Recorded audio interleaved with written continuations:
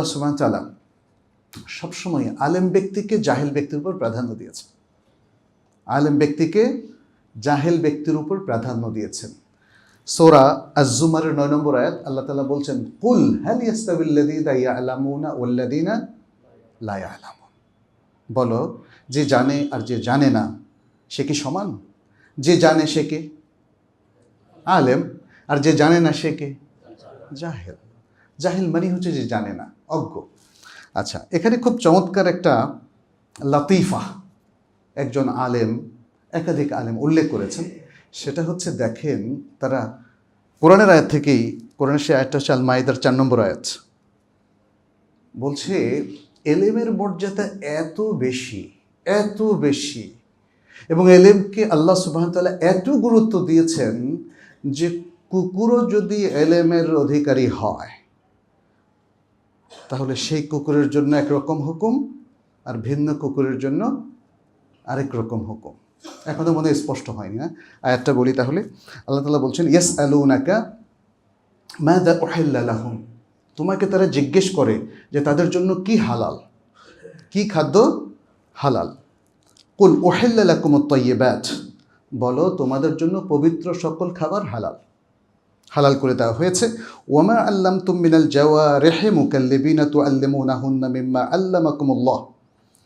আর তোমরা তোমাদের যে কুকুরগুলোকে শিকারির কাজটা শিখিয়ে দিয়েছ এবং তারপরে শিকার করার জন্য পাঠিয়েছ,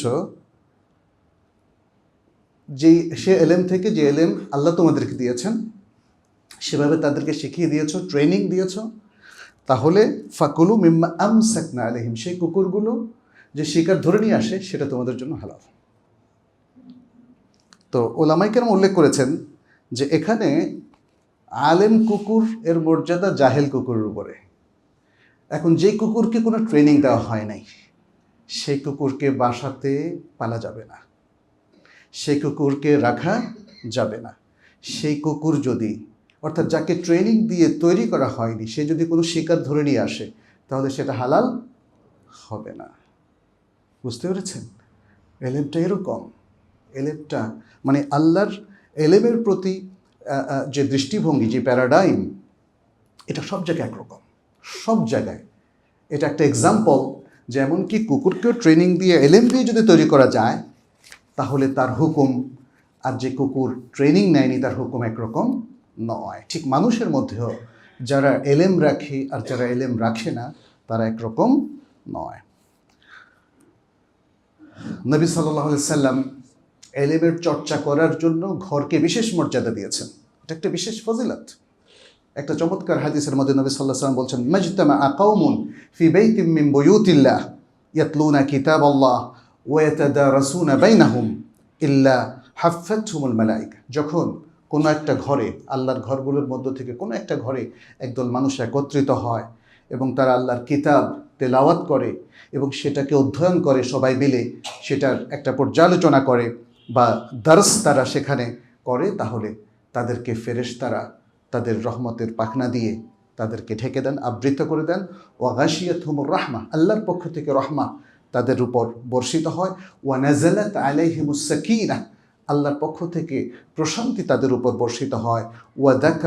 ওয়া যাকারাহুমুল্লাহু ফিমান ইনদাহ, আর আল্লাহ তাআলা এরপরে তাদেরকে তার নৈকট্যপ্রাপ্ত বান্দাদের মধ্যে শুমার করেন, গণ্য করেন। সুবহানাল্লাহ। এটা হচ্ছে এলেমের চর্চা করার কারণে।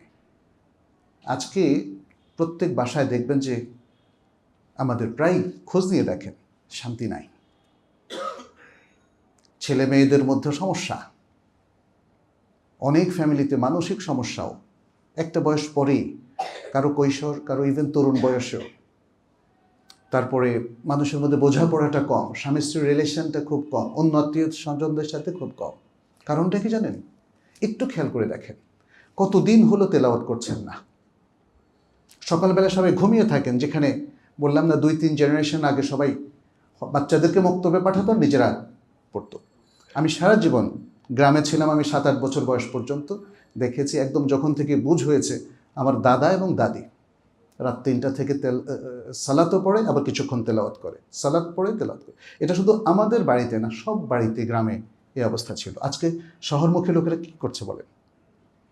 সারা রাত ইন্টারনেট অথবা TV, social network, gadget culture, ব্যাস এগুলোর মধ্যে সময় কভার করে দিচ্ছে। সালাতের সাথে রিলেশন নাই, আল্লাহর কিতাবের সাথে রিলেশন নেই। তাহলে বরকত কিভাবে নাজিল হবে বলেন? বরকত কিভাবে নাজিল হবে আর কেন নাজিল হবে? একটাই শুধু হতে পারে, যদি আমরা এলেমের দিকে ফিরে আসি।